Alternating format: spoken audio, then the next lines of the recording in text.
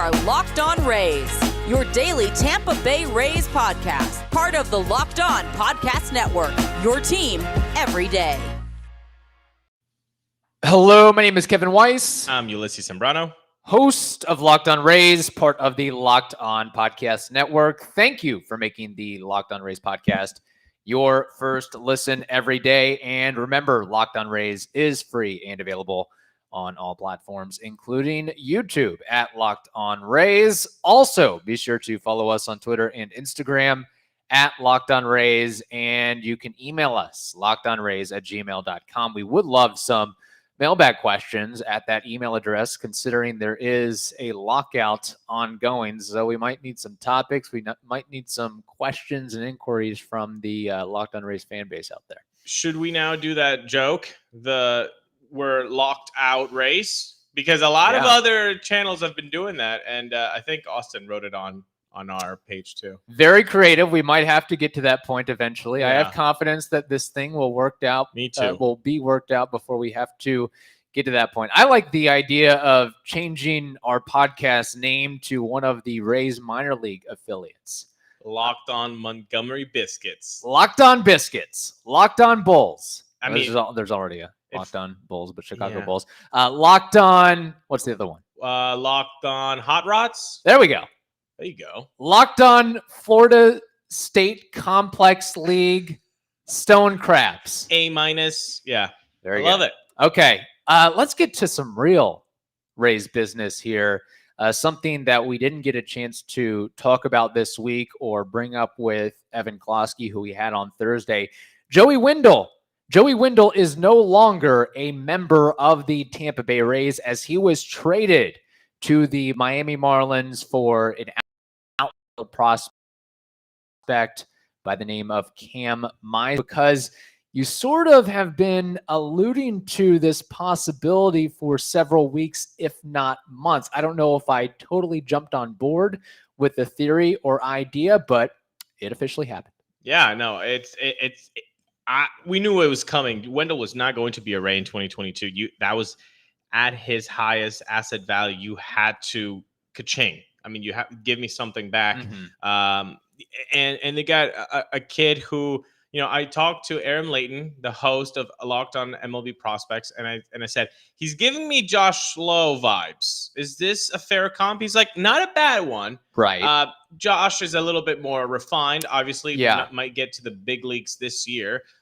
Cameron still has some development to do. In his minor league career, he's slashing a .258 batting average, .365 on base, .412 slugging, a .121 WRC plus, 13.2 walk rate, and hold your seats, people. He just reached AA this season. He has a strikeout rate of 27.1%. So there's still some work to be done by Cameron Meisner.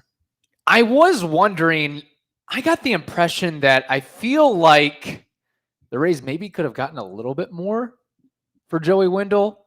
I mean, Cam Meisner, right? You talk about the comps to Josh Lowe, and he does have similar size and strength and profile, but that strikeout rate jumps out to me, particularly considering he's 23 years old. I further think that as he moves up, that he could further get exposed if he makes it to the big leagues. And he now becomes the Rays' number 22 prospect, sandwiched between, wait for it, Sandy Gaston and Jacob Lopez. So not necessarily household names. Not saying that you trade Joey Wendle, you're expecting a team's number 4, number 5, number 3 prospect, but I would have thought maybe a little bit more. I mean, you talk about the definition of a lottery ticket. This is it with Cam Meisner, because there are while he has loud tools, he has great athleticism, there are major questions about his swing and his mechanics and so forth. But I think the Rays are just playing the game of, hey,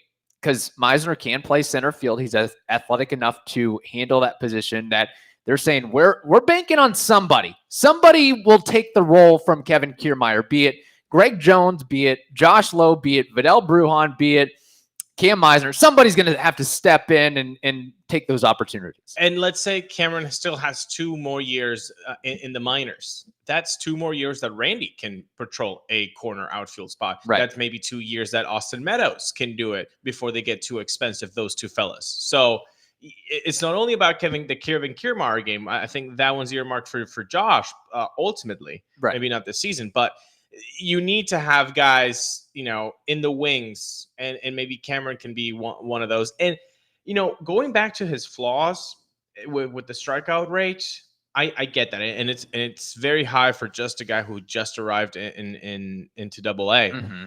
But the Rays seem to have, knock on wood. Yeah. But they seem to have lately focused on the hitting side.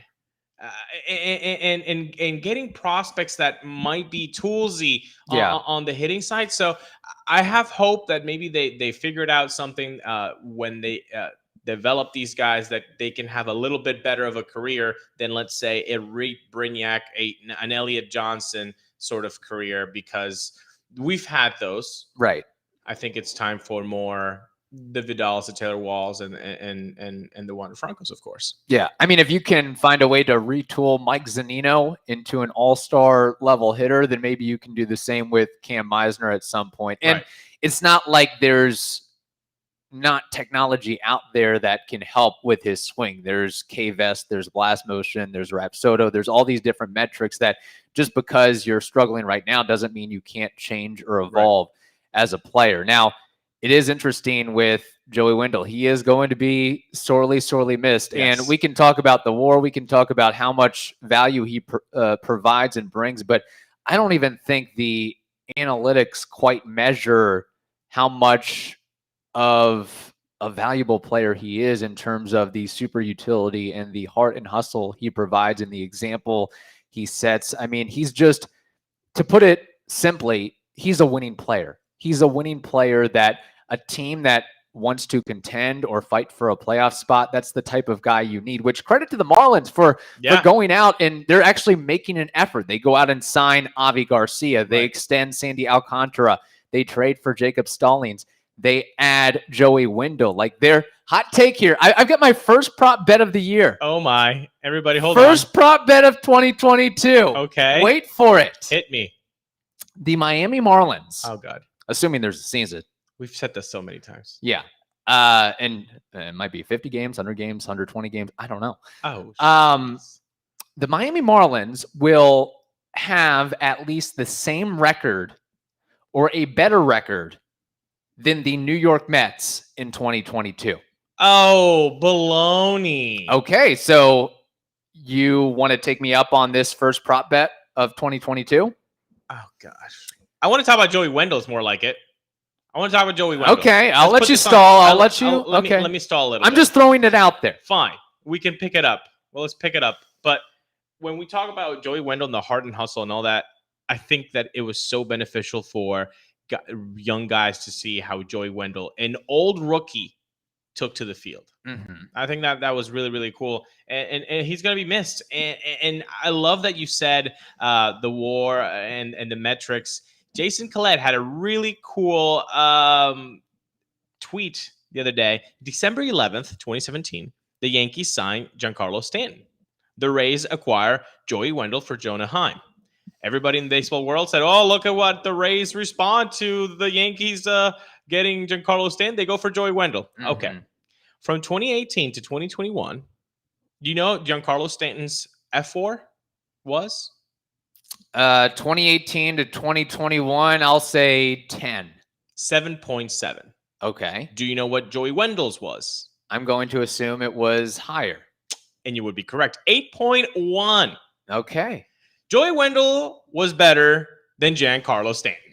And I know it was mostly tongue-in-cheek, because being a DH, you're going to get nicked. Playing different infield positions, you're going to get a boost. But the point is relevant.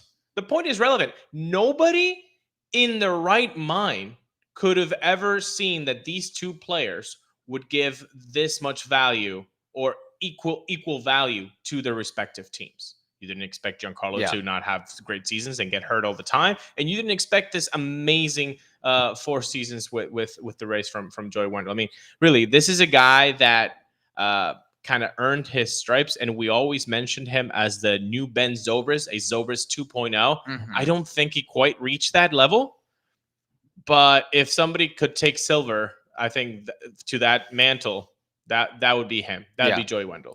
There's a couple other points I want to make on Joey Wendle, but Ulises, first, we've got to talk about Built Bar. My goodness. I mean, why? I want to talk about Built Bar all the time. You know why? Because they're so delicious and they're so good for you. And it gives you that extra fuel that you need to bust down those mall doors and battle all the holiday shoppers, or maybe you're standing in endless shopping lines. Built Bars can give you that extra something to keep you going. You can throw one in the jacket or the purse, and you never know when you're going to need it. Also, you can do a little bit of a Kevin Weiss thing, and you can be a dipper.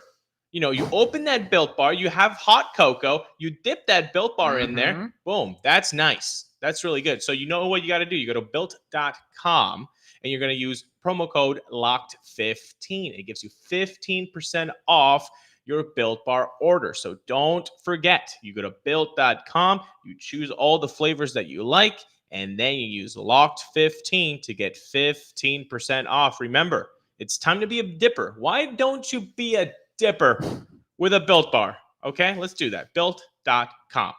I'm told that Joey Wendle, Built Bars actually helped Joey Wendle. It made him so strong. Wow. You know, about his forearm strength and so forth, but it gave him so much confidence and strength that he didn't have the need to use batting gloves ever in the big leagues. Which, by the way, Joey Wendle is like the most anti-Miami guy ever. I don't see Joey Wendle walking down Brickell Avenue in a Hawaiian shirt or pulling up in a Rolls Royce or anything. What? Okay, I love this for lockout talk. Yeah. Let's focus on Joey Wendle, though.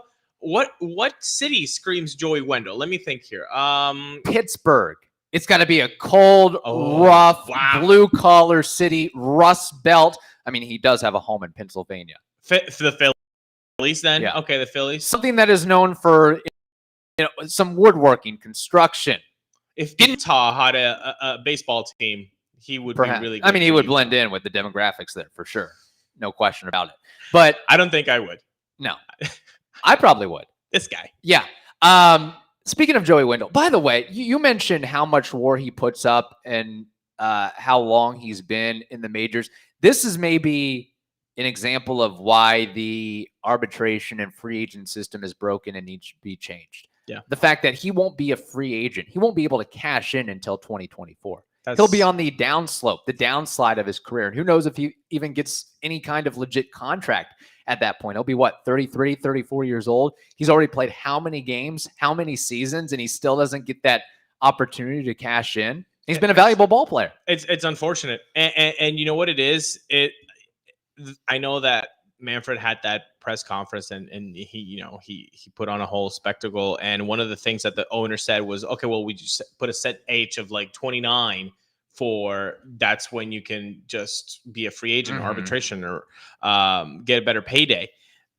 That would work only for the outliers. The problem is Joey Wendle was an outlier. Yeah. He was 27 years old when he was a rookie. So, I mean, he would have cashed in on that, but most people don't. Right. And so it's a shame for Joey to now have to wait until 33, 34 when, I mean, I love Joey Wendle, but you got to use the major points, the major historical background information. And that tells you that guys that are 33, 34 are usually on their decline. So hopefully that doesn't happen with Joey. Again, maybe he can be an outlier. Right. And he can help his team. Well, I think he works so hard and he brings so much value with the versatility in the defense and being good enough hitter to find a role. He seems like a guy who I think he could play into his mid-late 30s. I just don't think he'll ever get the contract that he probably deserves, which it's kind of funny.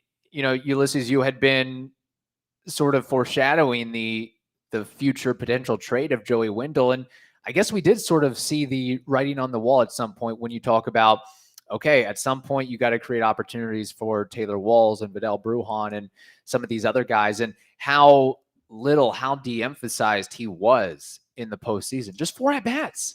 Just 4 at bats in the postseason. That honestly, that's such a shame that it had to end this way. Because he deserved. I mean, you left a damn all-star, a damn good Gold Glove nominated player, third baseman, on the bench game 4 at Fenway. Yep. When it was literally, you needed that guy in a close game to provide that defensive value, and you chose not to. Right. If I get to have face-to-face time. FaceTime with Kevin Cash. That's my number one question. And you know what? If you're on YouTube, write us your number one question of what you would ask Kevin Cash about the 2021 season. Yeah. That would be mine. Why didn't you play Joey Wendle in Game 4? Now, playing devil's advocate a little bit, not necessarily with the postseason play, because we both agree that he should have gotten more run and more action. And who knows, maybe that Game 4 shakes out differently if he's playing third base instead of Yandy Diaz. But yes, he was an all-star. I do give him credit for that. Well-deserved. It did take some guys bowing out for him to get chosen for the all-star game. We only remember this year. Tell me about 2016. They just say all-star, and that's what will happen in 2025. Fair enough. But there are some signs that maybe gave the Rays thought of, okay, maybe we don't have to pay Joey Wendle. Maybe we can just slide Taylor Walls or somebody else out there. When you look at the platoon splits aren't pretty. No. When you look at his numbers against lefties, he hit 202 with a 603 OPS. He really, and we talk about him being named an all-star, he really cooled off after the all-star break. Yeah. He had an under 300 on-base percentage, an OPS of 687. In fact, if we take a look at that, and here's also the thing. I mean, when you're talking about a guy that plays third, plays second, plays short, and provides what he does, it's not like to expect Joey Wendle to be a guy that's going to throw up 25 homers and an 800 OPS. It's just not realistic. It's you're playing the show too much. Yeah, you're playing the show too much. You're in fantasy land. So I think, and I'm pointing out the numbers right here, but I think we kind of, too many of the analytics sabermetric guys just, he's got a 702 OPS, so he's not really he can be replaced, but not really. You got to look a little bit deeper. You got to look into the person too. Yeah. But having said that, his strikeout rate was the highest of his career at 22.6%. Yeah. But then again, a lot of guys are going to have the highest strikeout rates of their career in 2021 and 2022 and beyond. Just the way that pitching is going, it's getting harder and harder to make contact, and the game has gone away from. I mean, we've become a 3 true outcome sport basically with the walk, home run, and strikeout. But spider tack. Yeah, well, that too. And then the home. So he had, what do you have? 11 home runs. Okay. Somebody at Fangraphs pointed out that several of those home runs barely cleared the wall. You're just nitpicking. I know, I'm nitpicking. Now, again, some of those could be at the Trop, and maybe he gets a little bit of an extra edge at Marlins Park or in some of the national parks. Hunter Renfroe playing at Fenway Park. Fair enough. No. Boom. Look, I'm just pointing out on why the Rays could have said, okay, we don't want to pay, or we don't need to pay Joey Wendle. Okay. We've got Taylor Walls, a switch hitting guy who is the best defensive player in the minor leagues. And yeah, we might take a little bit of a hit initially, but eventually we think that Taylor Walls can morph or mold into 100%. That Joey Wendle-esque role. They seem to be very similar prototypes. They really do. Yeah.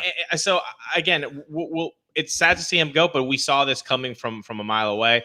Nothing but the best for Joey Wendle. I hope he does get some sort of bag in a couple of years. Mm-hmm. Maybe a kind of an Avi type deal with the Brewers that he got. Maybe like a 2-year, 3-year deal of 18 mil. Something like that would be nice for Joey. But no, good for the Marlins. Really good for the Marlins to get a guy like that, and you get to see Avi Garcia and Joey Wendle in Florida back together. That's nice. Yes, it is. I mean, if you're looking for a National League team to root for, you might have to jump on the Marlins train here. You got Lewis Head, you got Jesus Aguilar, you got Avi Garcia, Jesus Sanchez, Paul Campbell. Or maybe you like chaos, so you become a Mets fan. like Klosky. Yeah. No, I could never be a Mets fan. Not by the also, Mad Max and Jacob deGrom, baby, that's a 1-2 punch. I say it. I don't think they're going to win 90 games. Oh, I think don't they're think going they're to gonna, implode. No, I don't think 90. Yeah, I don't think 90 wins, but I wouldn't write them off from the playoffs. Yeah. I would like to see them in the playoffs. Hey, the Marlins also might need a center fielder. Kevin Kiermaier. I actually talked about that on Twitter the other day. Yeah, Okay. Kevin Kiermaier. Yeah. We got some comments here from listeners on the Joey Wendle trade. Ben Rosa says, size, I'm devastated just having to respond to my thoughts on losing Wendle. Tenacity, reliability / dependability, grit, relentlessness, durability, and his quiet leadership he brought to the team. The Rays will miss Wendle. His absence will be notable. Amy Breen says, shocked and saddened when I read the news. He gave it his all on the field. Really going to miss him. He was such a great fit on the team. Jake Stokes says his hustle, but I think it was time, as y'all had discussed before, his value would never be higher. Will Bolin says his hustle, fielding, reliable bat, and character. My favorite player, gonna miss him. Lugnut says the incessant fawning over a player completely replaceable. That's a little harsh. I don't know if he's completely replaceable. If he had a 0.0 WAR, then yes, he would be. Ty McCann says he misses or will miss everything about Wendle. Chris says his defense. And Ray's Rider says his hustle. He would always grind out at bats and do the little things right. Also, his elite defense. Now, I have a question for you. Would you put green Skittles on Joey Wendle having another all-star year in his career? Ooh. I'm going to say no. Okay. Well, then where would you go to put some green Skittles there? I would go to BetOnline. Okay. BetOnline. By the way, here's the thing. I assume with Joey Wendle, maybe being with the Marlins, he won't get as much play as opposed to if he was in another bigger market. Yeah, maybe. Yeah, you're right. I mean, it took him this long to get some spotlight with the Rays. Imagine with the Marlins. CBA, there might be some new standards of, okay, we can't have 100 guys bowing out of the All-Star game. If you get nominated, show up. Or just dummies. say, I don't want to. I don't want to from the get-go. Yeah. I wanted to spend time for my family. Okay, then you're off the ballot. And that just speaks to the character of Joey Wendle because, like, last minute he was named an All-Star. Now it's maybe a once-in-a-career, once-in-a-lifetime opportunity, but it's like, yeah, I'll be there and immediately. With his wife, with his kids. It was awesome. Good for him. What were we talking about? Oh, yeah, BetOnline, green Skittles. BetOnline has you covered all season long with more props, odds, and lines than ever before as the football season continues the march to the playoffs. BetOnline remains your number one spot for all the sports action this season. So be sure to head over to their new updated desktop or mobile website to sign up today and receive a 50% welcome bonus on your first deposit. Just use the promo code LOCKEDON, LOCKEDON, to receive that bonus. BetOnline, it is the fastest and easiest way to bet on all of your favorite sports, and it's where the game starts. All right, Ulises, it is a Friday, which means time for some trivia and Name That War. We might have to save the conversation on the G-Man Choi news and the tender contracts for next week. Look, there's a lot of things to talk. There's going to be not many things to talk about, so we're going to have to stretch some of the things we can talk about with the lockout. I'll just put it like that. Can I ask you to just say one word to describe seeing Ji-Man Choi has agreed on a 1-year deal with the Rays for $3.4 million? What's the one word that came to your mind? Flabbergasted. It's a good one. Yours? Bleep. Holy bleep. Yeah. Well, that doesn't mean they can't trade him later on. I think right. that's eventually going to happen. And we probably will get into that discussion at some point. But baseball trivia here. Okay. In front of me, I have a list of guys who threw 200 or more innings, at least 200 innings this past season. There are 4 names on this list I have. Ulises, I need you to name all 4 of those players that threw at least 200 innings.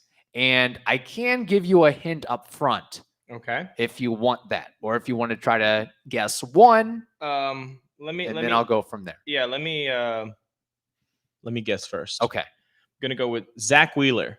Zach Wheeler threw the most innings in baseball this past year, 213.1. Very good. Cool. Robbie Ray. Strike 1. Damn. Max Scherzer. Strike 2. Now, let me go ahead and give you my hint here. Please. The other 3 players on this list are in the National League. Whammy. I need that. I need the background music in my head. Let's see. Okay, let's talk divisions, people. Let's talk divisions. Let's go West first. Colorado, no way in hell. Diamondbacks, that's hilarious. Merrill Kelly didn't throw 200 innings? I would bet he didn't. I would put green Skittles on that he didn't. Padres, Musgrove. No, I'm not gonna put my green Skittles on Musgrove. No. Of all the players you could guess, I would not. You're saving your third. Take the bat off your shoulder, at least, Willie Adames. Okay, here we go. Okay, Walker Buehler. Correct. He is second on this list, 207 and 2/3 of an inning. Okay, good. Kershaw got hurt, so it's not him. Then let's go to the Central. Oh no, the Giants. Kevin Gausman. Very richer Kevin Gausman is incorrect.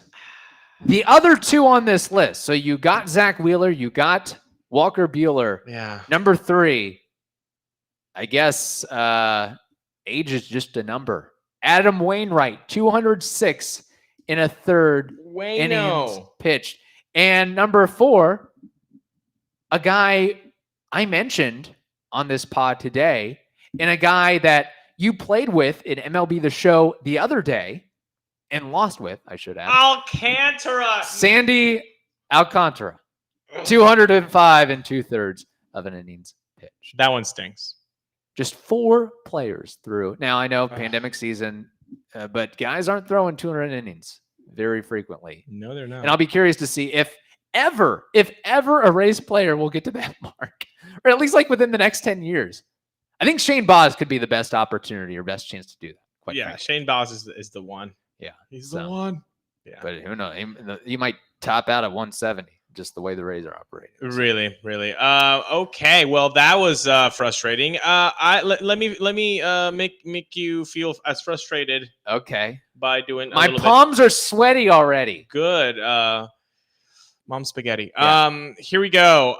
Name that war. This guy, coincidentally, was a starting pitcher. He not only once but twice threw over 200 innings. One time. He came close by pitching 198. Give me Baseball Reference war for none other than Matt Garza. Matt Garza's career war. I did stop following his career for the most part after he left the Rays, but I still think he put up a couple of decent seasons. I'm going to say he pitched at least a decade in the bigs. Matt Garza, a guy that you would look at and say, man, he had a really good career that 95, 97% of pitchers would envy, but it's never a name that, like, when you're talking about the greatest pitchers in baseball, you never really mention Matt Garza. I am going to say BREF career war for Matt Garza is 32. Wow. Did I get it? You love Matt Garza so much. Oh, wow. Okay. Like, I mean, show me your chest because I feel like you have Garza's face tattooed there. I have his initials. Yeah. MG. No, not at all. Strike 1. I'll give you another one because This was a whiff. Heck, I'll cut it in half. 15. Closer. 12. There you go. Really? Matt Garza's career WAR was 12.5. 12.5. Huh. He had a career record of 93 wins, 106 losses, a 4.09 ERA. He pitched over 1,700 innings.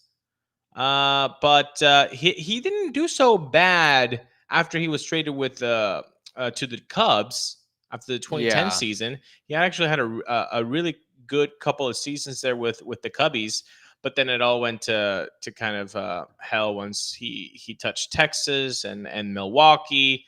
But do you want to guess his career earnings? Career earnings, despite the WAR, I'm going to say he made like 70 mil in his career. 79 mil, almost 80 mil. Wow. For Matt Garza. That's amazing. It pays to be a starting pitcher that can give you 160, 170 innings and give you a 4 ERA. It used to. Yeah.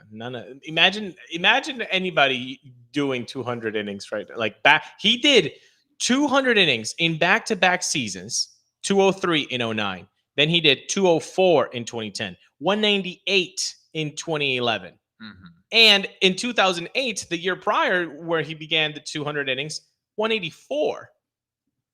You're not going to see that, at least from a Rays starting pitcher, maybe ever again. No. And it's so funny because I totally forgot and disregarded that Matt Garza played for the Brewers for several seasons. Yeah. Totally forgot about that. Well, yeah. Again, when a guy goes to the National League, I just totally ignore him. Yeah. You don't have the DH. I don't care about you. So that's also what needs to happen. That'll have to be an episode at some point. What needs to come out of this new CBA? You know what I'm going to put? We got to put a Twitter poll. If there's one thing that comes out of the CBA lockout, what would it be? Like, you have to pick one. Is it universal DH? Is it better wages for rookies, for starting players? Is it arbitration earlier? Mm-hmm. Is it a salary floor minimum? Yeah. What is the one thing that you need? I think we should put that on a poll. Is it using luxury tax dollars stadium for the team Rays in Ybor City? I don't know. Ooh, now just throwing out ideas here. I'm Not sure the biased or Yankees and anything. Red Sox would be happy with that. Whatever. All right. Very good. We're going to miss you, Joey Wendle. Yeah. Welcome, Cam Meisner. There you go. Probably my career war guess for Cam Meisner. Don't. The kids just got to the 1.2. biscuits. No, stop. I don't think he gets 500 plate appearances on the bigs. Stop. Anyway. I'll make money. Okay, I'm not even going to go there. Yeah. Thank you for making the Locked On Rays podcast your first listen every day. Now make your second listen the Locked On Bets podcast. That is free and available on all platforms. Hope you all have a wonderful day and a wonderful weekend, and we will talk to you next week.